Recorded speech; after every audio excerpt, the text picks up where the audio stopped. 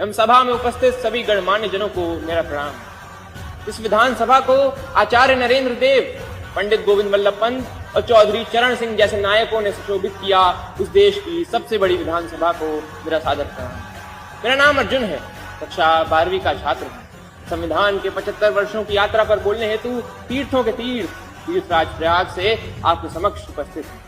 University of Chicago के professor Tom Ginsberg ने 1789 के बाद लिखे गए 190 संविधानों का अध्ययन किया और पाया कि इन संविधानों का औसत जीवन मात्र 17 वर्ष है।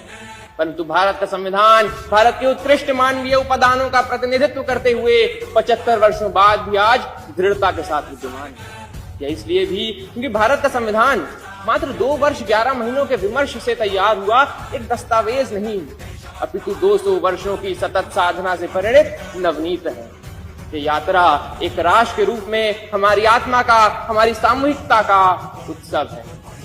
प्रसिद्ध जर्मन दार्शनिक इमैनुअल कांट ने अपनी पुस्तक क्रिटिक ऑफ प्रैक्टिकल रीजन में लिखा था कि constitution to be just must achieve the highest level of possible freedom for human individuals.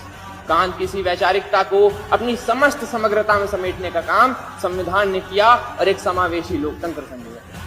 Bharat का संविधान सिर्फ इसलिए बड़ा नहीं है क्योंकि इसमें 1.5 लाख शब्द हैं, अपितु इसलिए भी क्योंकि इसके पृष्ठों से महात्मा गांधी के हिंद स्वराज, भगत सिंह के क्रांति, अंबेडकर के सामाजिक न्याय और नेताजी बोस के संप्रभु और सशक्त भारत की आकांक्षाएं भी परिलक्षित होती हैं।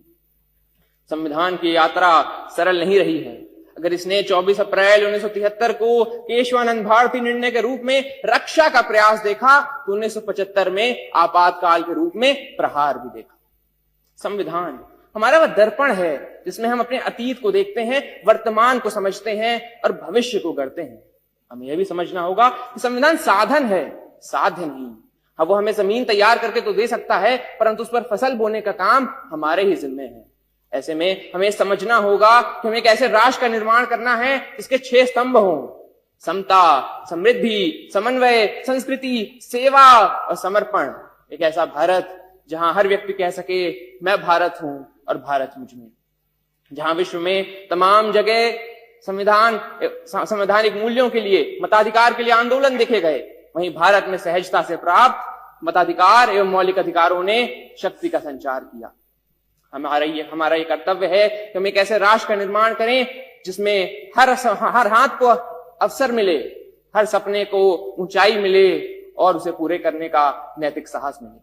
अंत में इतना ही कि हमने तहरीर की है कागजों पर सदियों की बातें, हमने तहरीर की है कागजों पर सदियों की बातें। संविधान यूं ही नहीं, हर लफ्ज में एक कौम की सांसें। धन्यवाद।